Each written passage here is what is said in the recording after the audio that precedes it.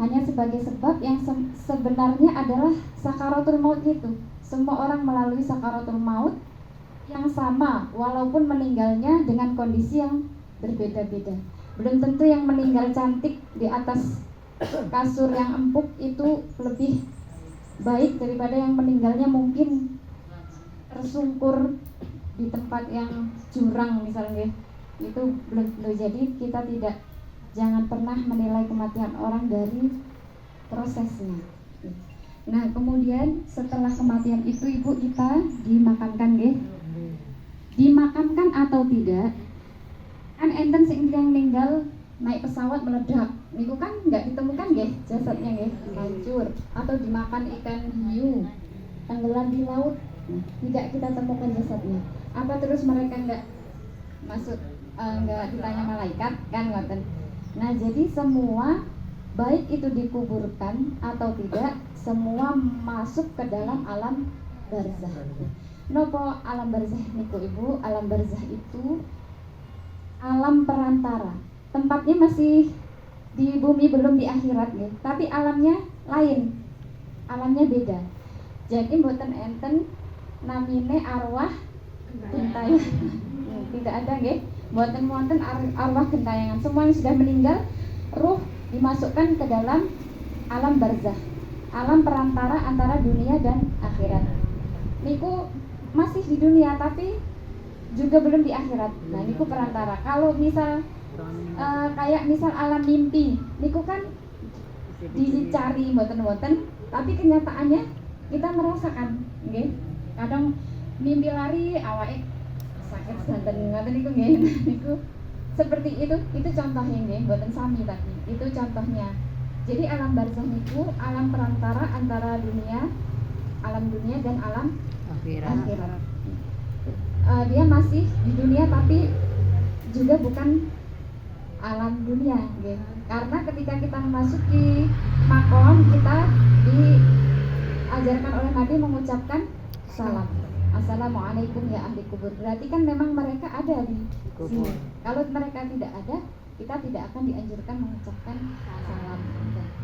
Nah, terus setelah di alam barzah niku ada fitnah kubur berupa pertanyaan dari malaikat yang sangat tegas nggih.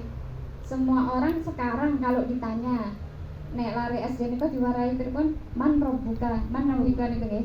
Siapa Tuhanmu, siapa nabimu, apa agamamu? Itu orang non muslim pun bisa menjawab, ngerti nabinya. Tuhannya orang Islam, Allah, nabinya orang Islam, Muhammad. Kitabnya Al-Qur'an. Orang bukan Islam pun tahu. Tapi ketika di alam barzah, orang Islam pun bisa jadi tidak bisa menjawab. Karena apa? Dia hanya Islam, tapi Islamnya tidak dalam hati. Islam KTP. Ya. Karena itu kita menjawab bukan dengan mulut, tapi dengan keimanan. Okay?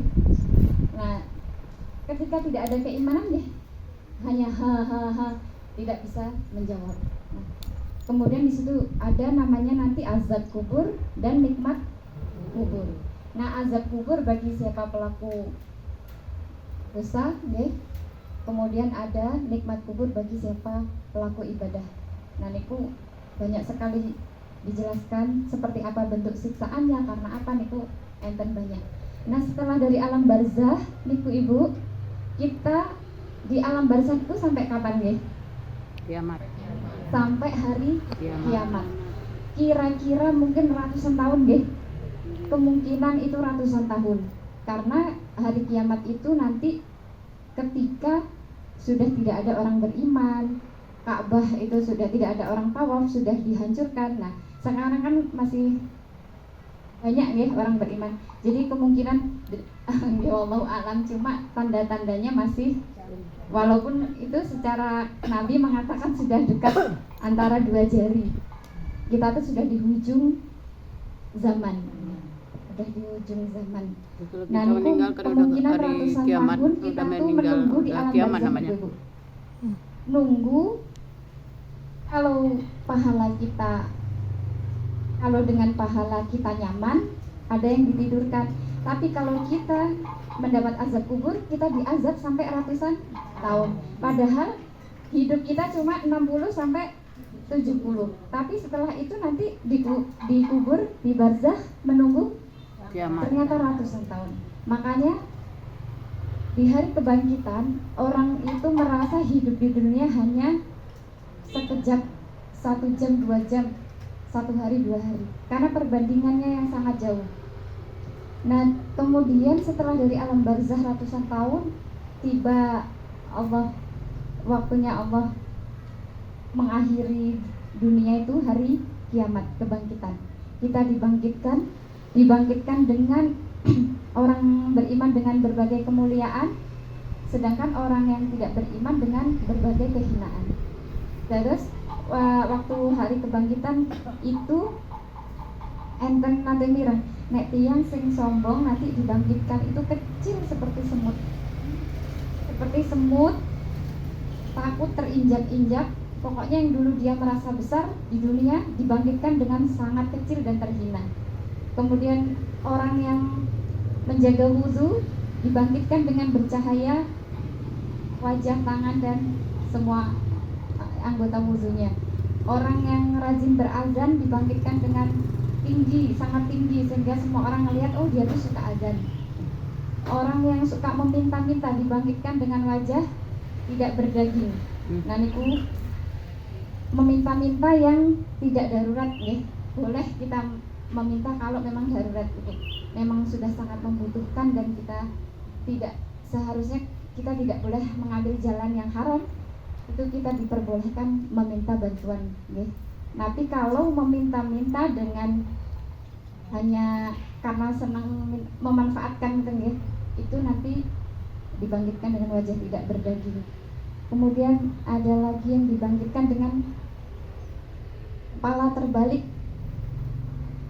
terbalik, kemudian ada lagi yang dibangunkan sempoyongan seperti orang mabuk, itu pelaku riba.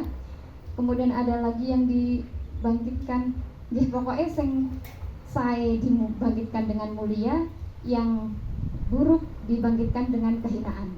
Nah, setelah dibangkitkan, kita dikumpulkan di padang mahsyar. Nah, di situ matahari sangat dekat.